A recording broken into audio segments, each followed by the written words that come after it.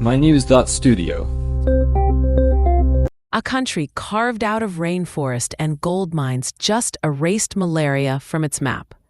How did Suriname manage something no other Amazon nation has achieved?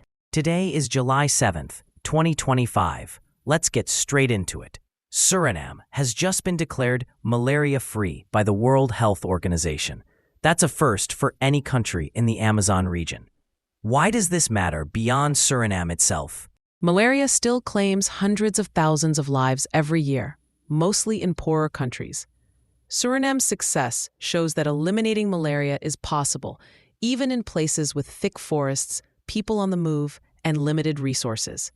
So what did Suriname actually do differently? Right, that's the interesting part. Suriname had some real obstacles: gold miners, migrants, people moving through remote areas. How do you even reach them with health services? They brought the services to those groups. Health teams set up testing and treatment deep inside forests and mining camps.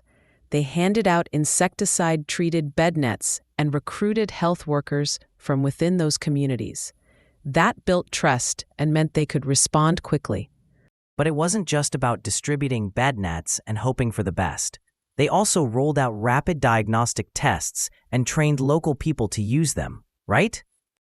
Exactly. That let them catch cases early and stopped outbreaks before they spread. They also coordinated with neighboring countries on cross-border cases. Why is that cross-border coordination so important?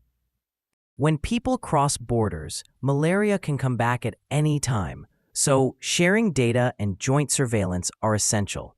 Did Suriname run into any major setbacks across the 70-year campaign? Several setbacks, yes. In the 2000s, gold mining surged and malaria cases spiked in remote camps. Outbreaks in dense forest areas were tough to control.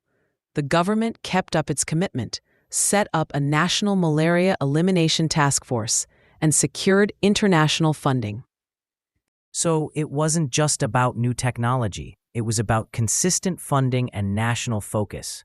Rapid response teams went out during outbreaks. Local engagement was key, too. How did they get communities to join in? Community buy-in was a priority. They hired local workers, often people with the same backgrounds as miners and migrants, to lead the campaigns. That helped with trust and even language barriers.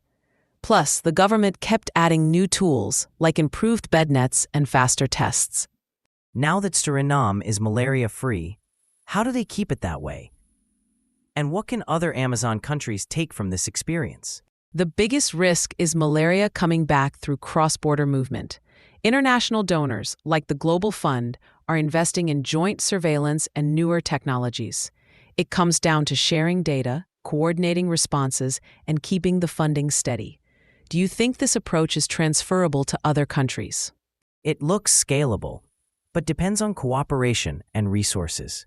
The real lesson might be the combination: community involvement, regional partnerships, and long-term commitment. Do you see a bigger message here for global health? Yes. Suriname's story shows that even big health problems can be solved in tough settings, if you focus on people, not just on technology. It's a model for other countries facing malaria and maybe even other diseases. So Suriname changed the playbook for malaria elimination in the Amazon.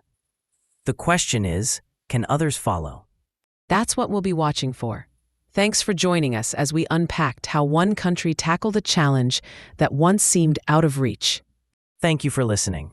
This episode was powered by mynews.studio. Try now for free.